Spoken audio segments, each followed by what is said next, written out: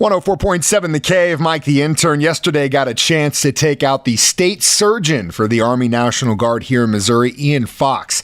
It was a great conversation. This is what we talked about. All right, today I'm here with Ian Fawks. And what branch of the military did you serve in, sir? So I'm in the Army. You're in the Army? Yeah, currently. Yeah. Currently serving in the as just straight up Army or Reserve or anything like that? In the National Guard. National Guard? Yeah. So you've got the area out by the airport, is that correct? So I actually drill in Jefferson City. Oh, okay, cool. So you just live here and then go up there? Yep. Wow. What do you do in the Army? So I'm the state surgeon. Whoa, okay. So I'm actually a physician. Okay. And I'm the special staff to our adjutant general. Wow. Well, that's awesome. First of all, that's super badass. Secondly, I don't think I've had a state surgeon yet. Are you the only one? So we have about 45 providers in our organization within the Army Guard. Okay. And my job is I'm the senior provider in the state. Okay. So I oversee them and am responsible for the readiness of the whole organization. We have about 10,000 soldiers. Whoa. So let's start at the beginning. How did you get into that? So I had a private practice in North Missouri, okay. North of Columbia. And this was in 2006.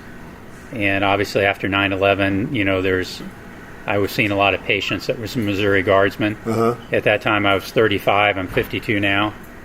And I said to my wife, I need to serve, or I need to forget about it.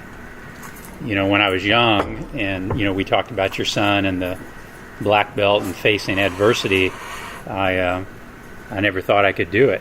And then I got married and had kids, and then 9/11 hit, and I'm a healthy guy, and so I direct commissioned as a captain in 2006. And then during that time, since now till then, I deployed 5 times. Wow. So I've been to Iraq once, Afghanistan twice, and Qatar twice. Wow. And then during that time, I became a colonel. So I'm a full colonel. Wow. And then in this capacity as the state surgeon. So are you going to stay in your career now, pretty much at this point? If you got in at that time, you're getting up there. Yeah, so 17 years. I'm 52. As a physician, I can stay in.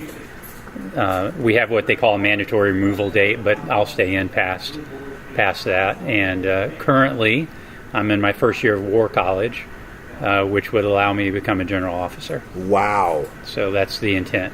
Is to be a general officer. Mm-hmm. To serve at the national level. That's incredible. Just the idea that you did this at that point in your life, and then what you were able to turn it into is incredible. So the goal when I started was to actually go to war and help soldiers. Uh-huh. I was seeing guardsmen that were injured, and I just knew that's what I needed to do. But once I got into it, I realized I could be at the table and help change policy. And so now at the strategic level, that's what I'm doing. What are your goals there?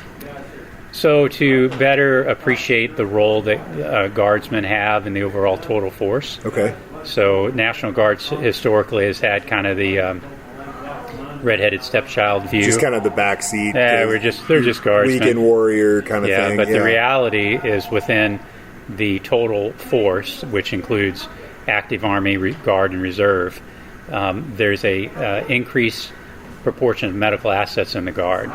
So it's important for the overall national readiness for the Guard to be fully represented at the table. Yeah. And if I can when I become a medical general officer, with my experience as a family doc and what I do, I think I'll be able to help change the trajectory of that. That's a really cool thing. So and that's a really good example, too, yourself in that. To kind of piggyback on what you said, at the end of the day, the National Guard can get called up just like anybody else and sent anywhere just like anybody else. You know what I mean? Right. The Guard actually has 2 missions. So we have state missions and then we have federal missions. So the Missouri Guard is actually a large organization. Our Major General Compton recently became on the cabinet for the governor. There was a Amendment 5 that went through, so we have more of a say in what happens in the state. Historically, we sent guardsmen like to Katrina when the Ferguson riots were going on. We had guardsmen there. We had guardsmen in Washington, D.C., during those riots. So, and in addition, we're sending troops currently into Europe and into the Middle East. So there's Missouri Guardsmen all over, and I'm just glad I can be there as part of them. Man, what an incredible story. Well, it's a pleasure meeting you, Ian. Ben, thank you so much for your service, and thank you so much for coming to lunch with me today. It surprised me when you called, but I'm glad we got to meet and I can share my story. Thank you so much for your service. If you've got a veteran in your life, I'd love to meet them. Let me know who they are online at 1047thecave.com.